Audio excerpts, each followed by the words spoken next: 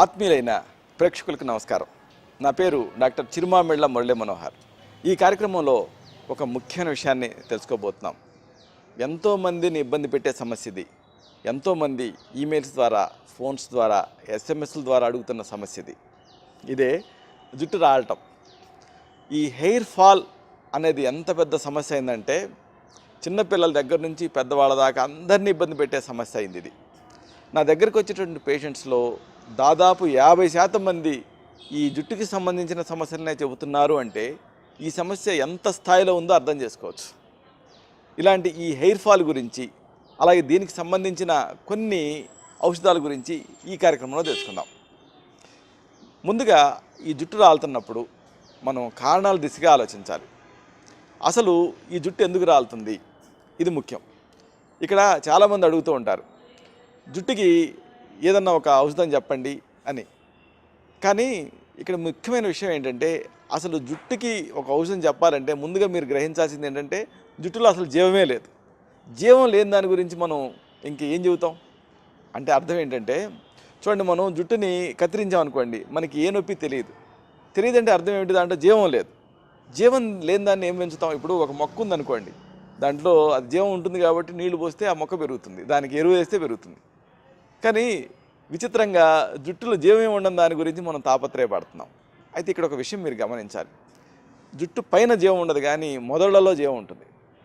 కాబట్టి ఆ మొదలు ఆరోగ్యంగా ఉంటే జుట్టు అంతా హెల్దీగా కనిపిస్తుంది. ఎందుకంటే అది పైకి వచ్చిన తర్వాత జీవరహితంగా తయారవుతూ ఉంటుంది జుట్టు. కాబట్టి జుట్టుని మనం కాపాడుకోవాలి, జుట్టుని అందంగా తీర్చిదిద్దుకోవాలంటే మొదళ్ళని జాగ్రత్తగా కాపాడుకోవాలి. అప్పుడు ఆటోమేటిక్గా ఈ జుట్టు అనేది అందంగా కనిపిస్తుంది. అసలు ముందు మనకి జుట్టు ఎందుకు ఉండాలి అంటే దీనికి ఒక ప్రయోజనం ఉంది, ఒక పర్పస్ ఉంది. మన జుట్టు మామూలుగా మన ప్రాంతంలో, మన ఇండియా ఇలాంటి దేశాలలో వేడిగా ఉండేటటువంటి ప్రాంతాలలో జుట్టు నల్లగా ఉంటుంది. అందుకే ఆఫ్రికా దేశస్తులకు కానీ, ఇండియన్స్ కానీ, వీళ్ళందరికీ జుట్టు నల్లగా ఎందుకు ఉంటుంది అంటే ఈ ప్రాంతాల్లో వేడి ఎక్కువ. వేడికి జుట్టుకి ఏమిటి సంబంధం? నలుపుదనానికి. అంటే మన జుట్టు వేడిని వికేంద్రీకరిస్తుంది. అంటే మన ఒంట్లో ఉండేటువంటి వేడిని ఈ జుట్టు తీసేసుకొని బయట వాతావరణంలోకి వెదజల్లుతుంది. అంటే మన ఎట్లయితే ఒక ఎండకి గడ్డి మాడిపోతుందో వేడికి, అలాగా ఈ వేడికి మన జుట్టు దెబ్బతింటుంది. అందుకని మనకి ఆ వేడి తగ్గించుకోగలిగితే జుట్టు హెల్తీగా కనిపిస్తుంది. ఇది సింపుల్ లాజిక్. మరి ఈ జుట్టు ప్రయోజనం ఏమిటి అంటే ప్రధానంగా వేడిని వికేంద్రీకరించడం. అందుకే కదా ఇప్పుడు మనం గొడుగు ఎందుకు వాడతాం? తెల్ల గొడుగు ఎందుకు వాడడం? నల్ల గొడుగు ఎందుకు వాడతాము అంటే ఇది ఆ వేడిని తీసుకొని వెదజల్లుతూ ఉంటుంది. అది దీని ప్రత్యేకత. అలాగే మన జుట్టు కూడా అంతే. అలాగే మీరు గమనించారో లేదో, జుట్టు కేవలం తలలోనే ఉండదు. వేడి ఎక్కువ ఉంటుందో అక్కడ అన్ని చోట్ల జుట్టు ఉంటుంది. ఉదాహరణకు మన బాహుమూలల్లో కూడా జుట్టు ఉంటుంది. ఎందుకు ఉంటుంది అంటే అక్కడ కూడా విపరీతమైనటువంటి వేడి తయారవుతూ ఉంటుంది. అందుకే మనం చలికాలం సంకళ్ళల్లో చేతులు పెట్టుకుంటాం. ఎందుకు అంటే అది అంత హీట్ పాకెట్స్ అవి. అలాగే ఒక వ్యక్తి బాగా ఫ్రాస్ట్ బైట్కి గురయ్యి లేకపోతే బాగా చలికి గురైనప్పుడు, అప్పుడు ఆ వ్యక్తికి వేడిని అందించాలనుకున్నప్పుడు బాహుమూలలలో హాట్ వాటర్ బాటిల్స్ పెడతాం. అప్పుడు తిరిగి ఆ ఫ్రాస్ట్ బైట్ నుంచి బయటకు వస్తాడు. కాబట్టి ఇక్కడ చెప్పొచ్చేది ఏంటంటే, ఎక్కడైతే వేడి ఉంటుందో అక్కడ ఆ వేడిని వెదజల్లటం కోసం జుట్టు ఉంటుంది. కాబట్టి మనం ఏం చేయాలి? జుట్టుని కాపాడుకోవాలంటే శరీరంలో వేడిని తగ్గించుకోవాలి. అలాగే కారణాలను ఆలోచిస్తే వంశపారపర్యత కారణం. అంటే కుటుంబాల్లో ఎవరికన్నా ఈ జుట్టు రావడం అనేది ఉంటే మీకు కూడా ఉంటుంది. మీరు మరింత జాగ్రత్తగా ఉండాలి. అలాగే టెస్టోస్టెరాన్ ఎక్కువ ఉండేటువంటి కొన్ని ఫ్యామిలీస్ ఉంటాయి, వాళ్ళల్లో ఈ జుట్టు రావడం అనేది ఎక్కువ ఉంటుంది. అలాగే హార్మోన్ల తేడాలు సరే. అందుకే చాలామంది అమ్మాయిలలో, ముఖ్యంగా పీసీఓడి లాంటి సమస్యలు ఉండే వాళ్ళల్లో ఈ జుట్టు రావడం అనేది పెద్ద సమస్య కింద ఉంటుంది. చాలామంది నా దగ్గరికి వచ్చే పేషెంట్స్లో జుట్టు రావడం చెప్తూ ఉంటారు. కానీ అల్ట్రాసౌండ్ స్కానింగ్ చేయిస్తే వాళ్ళలో పీసీఓడి ఉన్నట్టుగా తెలుస్తుంది. అది వాళ్ళకి పెద్ద సమస్య కింద అనిపించదు, కానీ జుట్టు రావడమే సమస్య కింద ఉంటుంది. కాబట్టి కారణాన్ని మనం కనుక్కోవాలి. అలాగే థైరాయిడ్ సమస్యలలో కూడా జుట్టు రాలుతుంది. అలాగే ఈ హార్మోన్ తేడాలు వచ్చే సందర్భాలు, ఉదాహరణకు ప్రసవ సమయం కానీ, లేకపోతే సంతాన నిరోధక మాత్రలు వాడే టైంలో కానీ ఈ జుట్టు రాలుతూ ఉంటుంది. అలాగే ఎలోపేషియా ఏరియేటా, ఈ ఎలోపేషియా ఏరియేటా సమస్య ఉన్నప్పుడు కూడా అది ఒక ఆటోఇమ్యూన్ డిసీజ్, జుట్టు రాలుతుంది. అలాగే వ్యాధి నిరోధక శక్తి వికటించి స్వయం ప్రేరితంగా మారిన సందర్భాల్లో కూడా ఆటోఇమ్యూనిటీలో కూడా జుట్టు రాలుతుంది. అలాగే కొన్ని రకాల మందులు పడకపోవటం వల్ల కూడా జుట్టు రాలుతుంది. కీమోథెరపీలో కూడా, ఈ క్యాన్సర్ చికిత్సలో భాగంగా ఇచ్చే కీమోథెరపీలో జుట్టు రాలుతుంది. స్టీరాయిడ్స్ వాడే సందర్భాల్లో కూడా జుట్టు రాలుతుంది. అలాగే ఆందోళనగా ఉండే వ్యక్తులలో కూడా జుట్టు రాలుతుంది, నర్వస్నెస్. అలాగే ట్రైకోటిల్లో మ్యానియా లాంటి మానసిక సమస్యలు ఉండేటప్పుడు జుట్టు పీక్కోవటం అనేది ఒక రుగ్మత కింద ఉంటుంది, వాళ్ళలో కూడా జుట్టు రాలుతుంది. అలాగే ఈ ఎప్పుడు కూడా తల మీద ఈ హెల్మెట్స్ ఇలాంటివి వాడే వాళ్ళల్లో, హెడ్ బ్యాండ్స్ వాడే వాళ్ళల్లో, వీళ్ళల్లో కూడా జుట్టు రాలుతుంది, ఎందుకంటే అక్కడ ఒత్తిడి పడుతూ ఉంటుంది కాబట్టి. అలాగే గట్టిగా ఉండి దువ్వెలను వాడే వాళ్ళల్లో, చెంపపిన్నులు వాడే వాళ్ళల్లో, అలాగే ఏదన్నా జుట్టుకి తలకి దెబ్బ తగిలిన సందర్భాల్లో కూడా జుట్టు రాలుతుంది, గాయాలైనా జుట్టు రాలుతుంది. ఒకవేళ మంటలకి జుట్టు కాలిందనుకోండి, మొదళ్ళు కాలుతాయి, అప్పుడు కూడా జుట్టు రాలుతుంది. అలాగే ఏదన్నా తలలో ఏదన్నా ఫంగల్ ఇన్ఫెక్షన్స్ వచ్చాయనుకోండి, టీనియా క్యాపిటిస్ లాంటివి, అప్పుడు కూడా దాని అనుబంధంగా జుట్టు రాలుతూ ఉంటుంది. ఏదన్నా సర్జరీస్ జరిగినా కానీ జుట్టు రాలుతుంది. ఇలాగా జుట్టు రాలటానికి కారణాలు అనేకం. కొంతమందికి మేల్ ప్యాటర్న్ బాల్నెస్ అంటే మగపిల్లల్లోనే ప్రత్యేకమైనటువంటి ఒక పద్ధతిలో జుట్టు రాలుతుంది. ఆడపిల్లల్లో ఫిమేల్ ప్యాటర్న్ బాల్నెస్ అంటే పలచబడుతూ ఉంటుంది ఓవరాల్గా. కొంతమందికి ప్యాచీ హెయిర్ లాస్ అంటే ఒక పొడలాగా జుట్టు రాలుతుంది. మరి కొంతమందికి ఆండ్రోజెనిక్ ఎలోపేషియా అంటే ఏమిటంటే హార్మోన్ల తేడాతోటి ఒత్తిడి పడే చోట పాపడి దగ్గర జుట్టు రాలుతూ ఉంటుంది. ఇలాగా రకరకాల జుట్టు రాలటం. ఏదేమైనా తిరిగి ఆ జుట్టుని స్టిమ్యులేట్ చేయాలి, మొదళ్ళని. దానికి కొన్ని ఔషధాలు, పైపోత ఔషధాలు ఉన్నాయి, వీటిని తెలుసుకుందాం.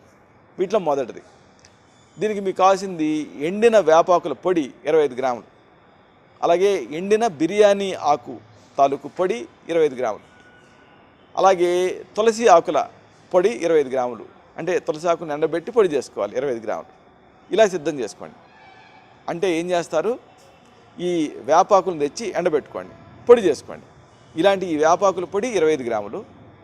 ఇక బిర్యానీ ఆకు, ఇది మామూలుగా ఎండిందే అమ్ముతారు మీకు, దీన్ని తెచ్చి పొడి చేసుకోండి. ఇలాంటి ఈ బిర్యానీ ఆకుల పొడి 25 గ్రాములు. ఇక తులసి ఆకులు తెచ్చుకొని అలాగా నీడలో ఆరబెట్టండి. బాగా ఆరిన తర్వాత, ఎండిన తర్వాత పొడి చేసుకోండి. ఇలాంటి తులసి ఆకుల పొడి 25 గ్రాములు.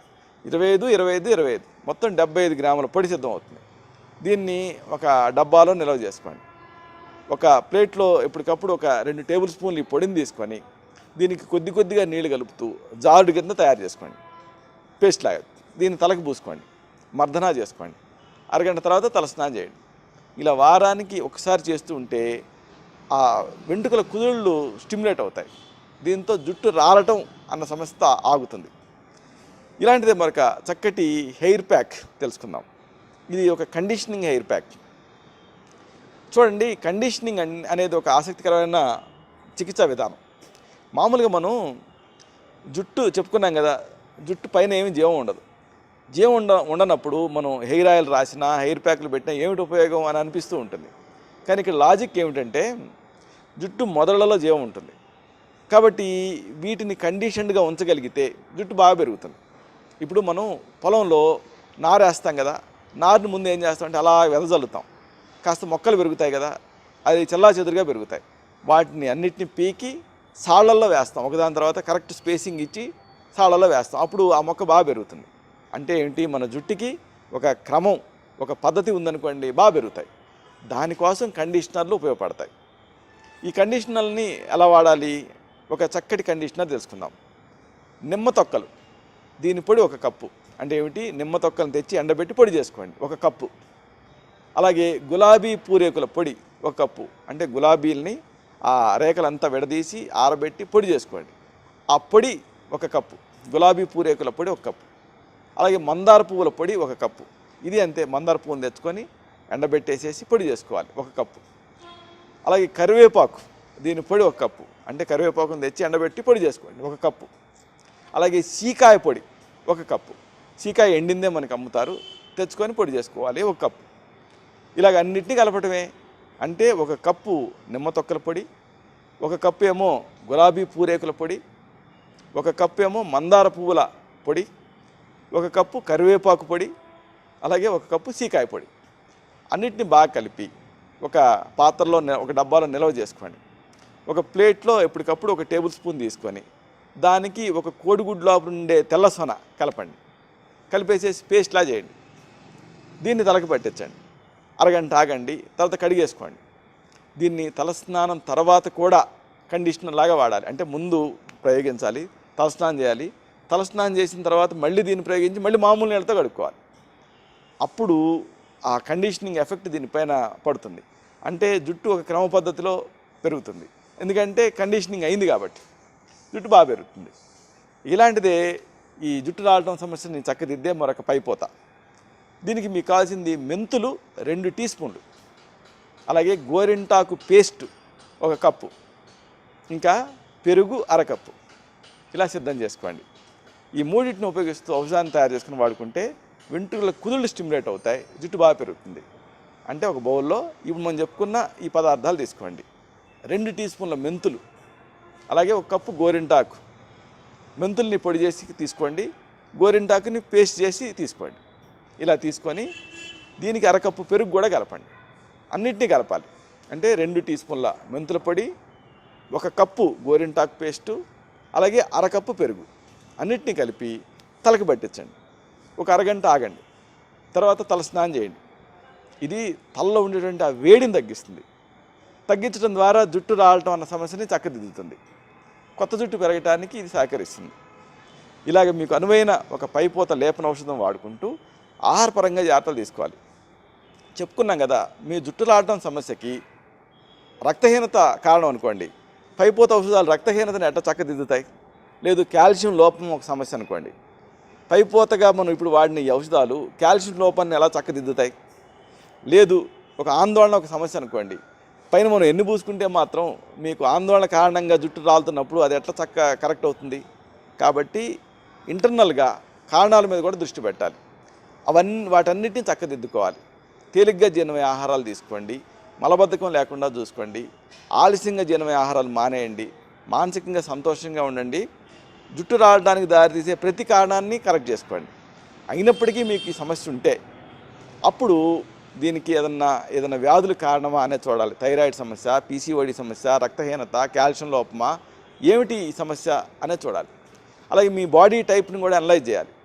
మీ నాడి చూసి, మీ తత్వాన్ని చూసి మీకు మాత్రమే ప్రత్యేకమైన ఆయుర్వేద ఔషధాలు ఉంటాయి. వీటిని తగిన అనుపాన సహపానాలతో ఇంటర్నల్గా ప్రిస్క్రైబ్ చేయాలి, ఎక్స్టర్నల్గా కూడా ప్రిస్క్రైబ్ చేయాలి. అప్పుడు ఈ హెయిర్ ఫాల్, జుట్టు రావడం అన్న సమస్యను మీరు జయించగలుగుతారు. ఇలాంటి మరొక ఆసక్తికరమైన విషయాన్ని తిరిగి ఇదే కార్యక్రమాల పరంపరలో మనం కలుసుకున్నప్పుడు సవివరంగా, సహేతుకంగా, సమగ్రంగా తెలుసుకుందాం. అంతవరకు సెలవు. శుభం.